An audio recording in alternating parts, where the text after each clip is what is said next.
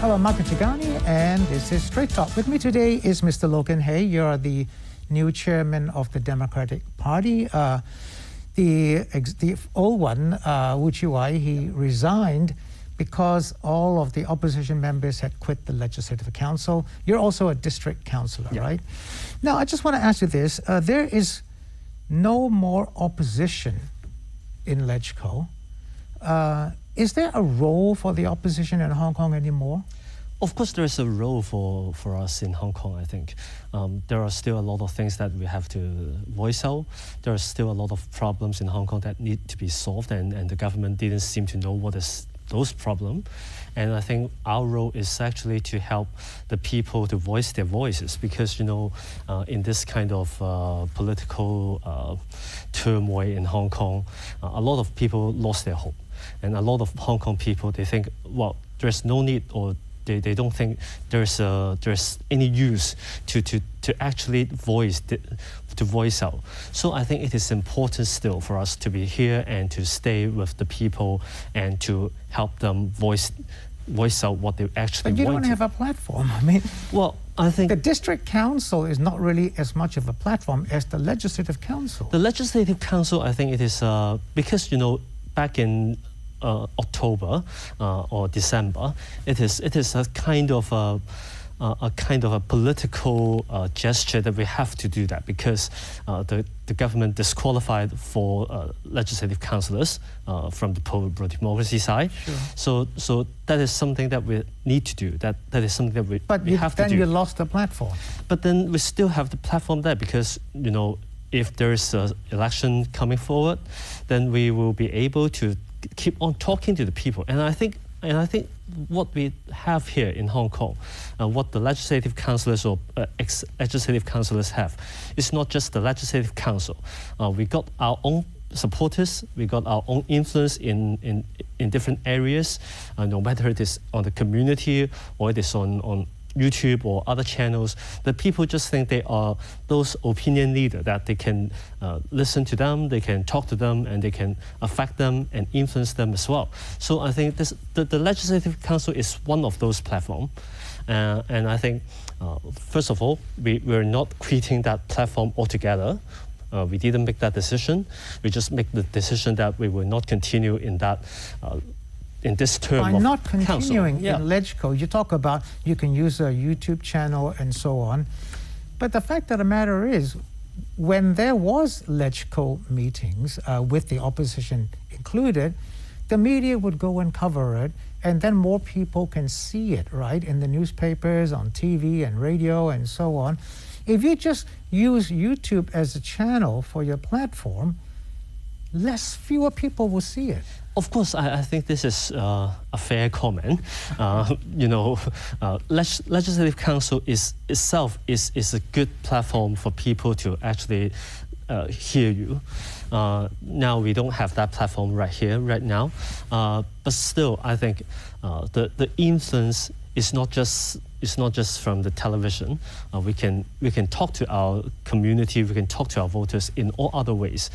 In the past, we may rely on the Legislative Council more, but nowadays we rely on other methods, other means to talk to them. So I think that kind of platform is, of course, Legislative Council is a very useful one, it's a very effective one, but now at this point of time, I think we can resort to other platforms as well. Well, the district councils, the elections last year, you know, the opposition won most of the seats, right?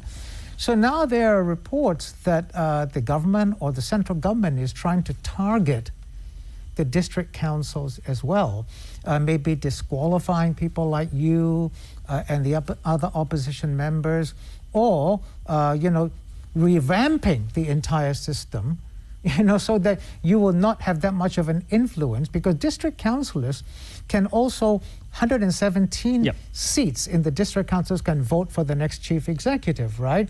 And you probably, your opposition camp will have a lot of those seats, right? Because you won big time last year, and there's now talk that they will disqualify that or do away with that, even do away with the 5 super seats in the Legislative Council.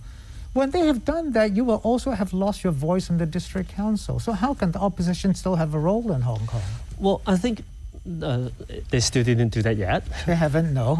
Of course, it's just a matter of time. We know they will do this. You think they will? I think they will do this, but we don't know how big the scale will be. They can choose to disqualify a few of them, or dozens of them, or hundreds of them. So I think it is a very different ways to deal with the situation ahead of us. But now I think, as I said, I think our connection with the residents, our connection with our community is much stronger than what the government think. Why would you say that? Even though I don't have the seat, take that for example. You mean take away your district council seat? If they take away my district council seat, my influence in the community will not change. Why would you say that? The people is not voting me or is not listening to me because I am the district councillor. It is because they listened to me, so they elected me. I think the government needs to know that. Because the people trusted on those pro-democracy district councillors, they trusted those politicians, and then they voted them to get the district councillor seat. It's not the other way around. Even though you disqualify many of those district councillors, their influence in the district is still there. And the influence of those people who, you disqualify their representatives, the people will get more angry. If you disqualify all those district councillors, we got 1.7 million of votes. You're pissing off 1.7 million of Hong Kong people. So I think, although I don't understand why they would consider doing that, but this is a very wrong move for them. What would the role be of the opposition if you're no longer in LegCo and you lose a lot of your people in district councils? Can you still keep up an opposition role without LegCo and the district councils as platforms? Or you say people still believe you, not that because you're a district councillor, but you have influence. Will that influence begin to wane, when you no longer have LegCo platform or district council platform? Well, I sort of think, of course, there will be a little bit of influence on that because, if I am no longer the district councillor, the government officials, they may not listen to me as you're just an ordinary person. So, whatever you want the government to do, they will just ignore you. Well, but in the past, even though when there is no district councillor at all, there are a lot of social workers or community organizers. They're doing all kinds of things like that as well. But of course, I'm not saying that we're abandoning those platforms. I'm not saying that we're abandoning the district council and the legislative council. If there's a legislative council coming up this year, I believe that we will very much consider whether we should run for it or not. And that kind of platform is something that we treasure as well. So, of course, we don't know yet whether the government will still hold the election or not. It's supposed to be held in September. Yeah, supposed to be. It's supposed to be held last September. So we don't know yet whether the government will hold a legislative council election. Will you run? I mean, will the opposition come back and put candidates up? Will you have like Plan A, Plan B, and Plan C? If the first candidate is disqualified, you have another one, you have another one. Is that what you're going to do? Well, I'm not ruling out to run for legislative council election. Of course, we can't say for sure, yes, we are going to run for it. But to me... The opposition is not decided yet whether they will take part. We are not decided yet, but to me, I think it is not wise to give up any opportunities to get to the people. And the legislative council election itself is a way to get to the people and to get their vote and to let the people voice heard again. Because when they vote, they have a voice there. When they vote, they tell the government and they tell the world, yeah, we're still here. Hong Kong people, we're still backing those oppositions that the government didn't like. Shouldn't the opposition camp start to plan ahead? It is now January. If there are LegCo elections in September, surely you should get together now and decide whether you're going to run, not going to run, who the candidates are going to be, and so on. I mean, has that happened yet? Well, didn't happen to the whole Democratic Party, the whole democracy camp yet, but for Democratic Party, we are always preparing to run. We are always preparing our next generation of legislative councillors. I think this is an ongoing process for our party, and if there is an election, and if we finally decided we will run for the election, then we will field our candidates there. Of course, at this point of time, we're not yet decided whether we will go or not, but we will prepare to go first.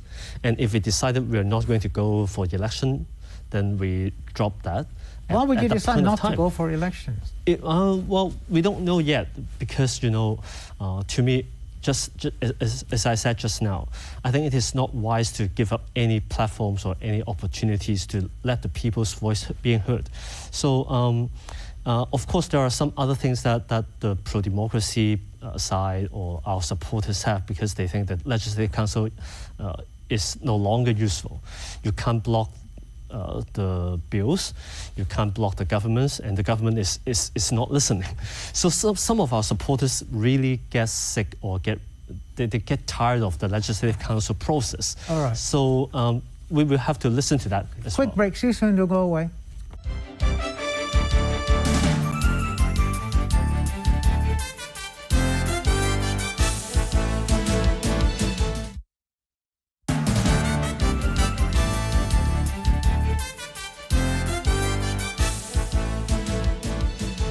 Thanks for staying with us. This is Straight Talk. With me today is the chairman of the Democratic Party, Mr. Loh Kin Hei. You're the new chairman of the Democratic Party. Now, you were talking about whether the Democratic Party will run or not in the Legislative Council elections. But there is a lot of division within the opposition camp. Yeah. The younger people in the opposition camp, the more radical ones, are saying that they don't want to follow the older ones. You're not the older ones. I mean, you're considered one of the younger ones. But the younger ones and the traditional Democrats, there is a serious split. How will you solve that problem? I think that kind of differences between the traditional one and the new coming ones, I think it is unavoidable. Because if they are totally fine with us, they will not come out to get their voice heard. So I think it is unavoidable. And what I think is for the traditional one and the new ones, the most important thing is to understand each other. I don't think there's a great chance that we can actually come together in all sort of things. But if you cannot unite, you already are in big trouble now. Most of you have resigned from LegCo. The government apparently is even targeting the district councils now by not attending meetings, or you were handing out face masks and they've stopped that. Yeah. So there is the targeting of the district councils. If you don't unite now, how can you fight back? Well, I don't think being united means that we have to get consensus in all sort of things. I think the best way for the two different sides or two different ideologies to be together, to stay peaceful together, is that, well, we respect each other and we understand what you're doing. Although we may not be agreeing with all the things you did, I still understand that and I still respect that. I think this is the best way for the whole pro-democracy camp to actually co-survive, to But live together. But then you'll be going into elections very divided, competing with each other. Well, I think it will be very dividing when it comes to the point that we have to decide whether we're going to run or not. In last September or October, I think there is a great difference between the pro-democracy camp. We have a poll whether we should leave the Legislative Council altogether or not. That was not decisive. So the people are having different views. We have to respect that, and we have to know that that is the fact that 47% of people say we should stay, and 47% of people say we should leave. Exactly. And I believe that in the coming Legislative Council, if there is one, the situation will be similar. Some of them may say, well, you should not going for election, and some will say, well, you should still go for election. I think this is the fact that we have to deal with, and it's not possible to try to make everybody on the board. So I think the best way going forward is to respect each other and to understand each other, and then if they do something that is not up to what I think is the best way, I still respect that. But he did his thing, and I do my thing. Do you really think, seriously think, Mr. Low, that you said there is a role for the opposition inside or outside of LegCo or the district councils, but do you really think there is a role that is meaningful? Because the way things are now going, with the national security law in place and the central government is more hands-on in running of Hong Kong, that the central government will allow a meaningful opposition. Because, as you know, reports have said they want to get rid of the district councils, and so you won't have an influence in electing the chief executive. So it seems like, to me, that the central government wants now to have peace and harmony and not want to have opposition voices. Total control. Well, maybe they want to have total control or to control the elections.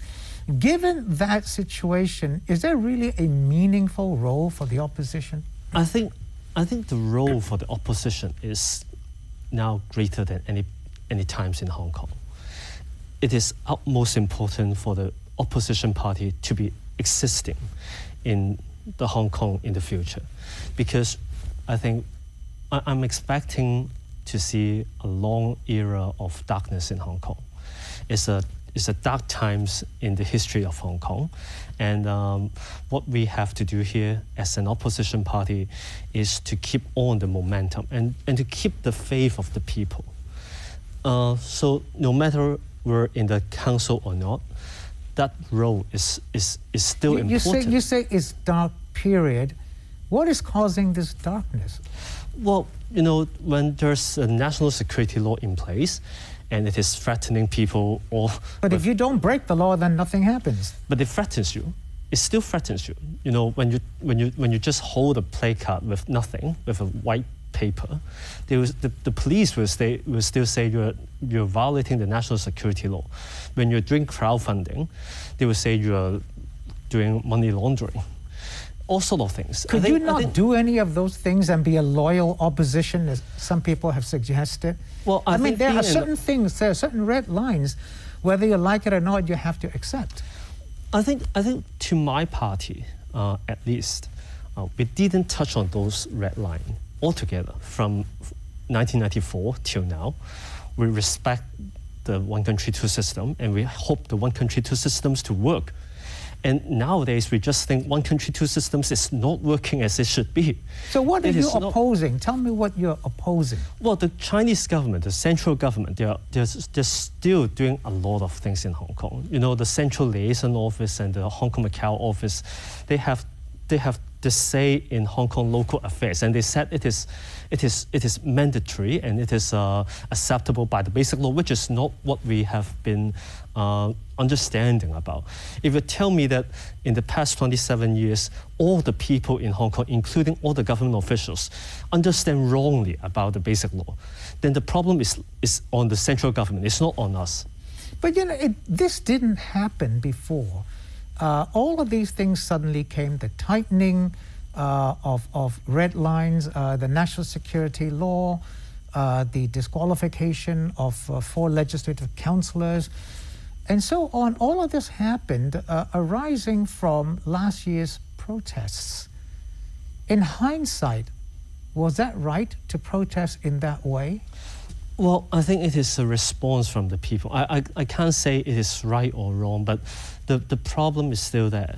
The problem is that when the government fails to listen to 2 million of people walking to the street, which is 1/3 of Hong Kong total population, I think in any places, if there's an elected government and 1/3 or 1/4 of the whole populations went onto the street and say, you should stop doing something and just keep on going, that government will be gone. But here we are.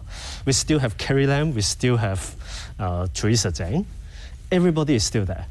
So this government is not taking its responsibility, and we're still, I think this is the most important problem, why all those Hong Kong people, maybe you say that is some kind of more radical or violent protest. You talk about responsibility. Was it responsible or irresponsible for some of the opposition members like Ted Hui and Nathan Law to flee Hong Kong when they were facing charges? I think I can only understand the situation because that threat to themselves and to their families, I think Shouldn't they face justice, face their day in court? To me, I'll stay in Hong Kong no matter what. You will? I will stay in Hong Kong no matter what. But I also believe that if the judicial system is fair, you don't think it's fair?